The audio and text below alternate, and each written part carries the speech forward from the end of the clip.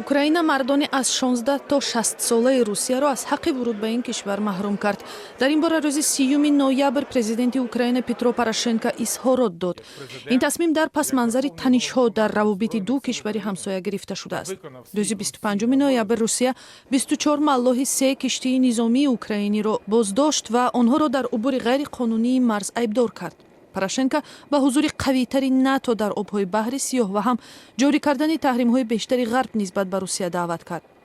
Порошенко дар саҳифаи худ дар шабакаи Твиттер рӯзи 30 ноябр навишт: маҳдудияти сафар барои мардони рус аз вуруди ба навишташ артишҳои хусусии ҷангӣ ба хоки Украина ҷилавгирӣ мекунад.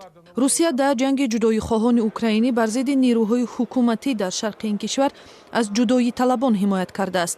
ҷанге ки моҳи апрели соли 2014 шурӯъ шуд, то ба ҳол ҷони беш аз 10300 нафарро гирифтааст.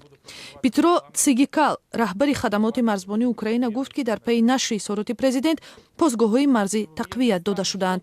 рӯзи 29 ноябр Порошенко гуфт ки Киев нисбат ба шаҳрвандони Русия дар Украина маҳдудият ҷорӣ мекунад ва шаҳрвандони Украина барои сафар ба Қрим дар робита бо ҳолати омодабоши ҷангӣ иҷозат дода мешаванд. ҳолати омодабоши ҷангӣ ба муҳлати 30 рӯз, яъне то 26 декабр дар бархе аз манотиқи кишвар ҷорӣ шудааст.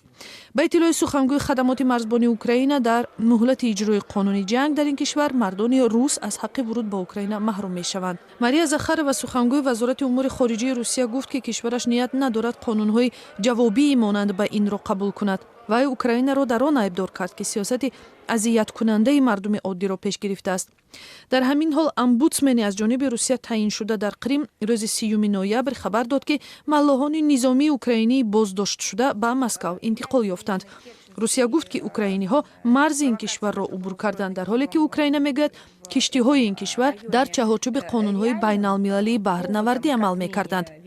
додгоҳе дар Қрим чанд рӯзи пеш ҳукм кард ки 24 низомии украинӣ давоми 2 моҳи дигар дар пушти панҷара нигаҳдорӣ мешаванд.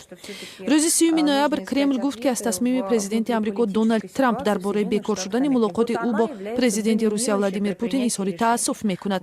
қарор буд ин мулоқот дар ҳошияи ҷаласаи сарони кишварҳои узви гурӯҳи 20 ё G20 баргузор мешуд.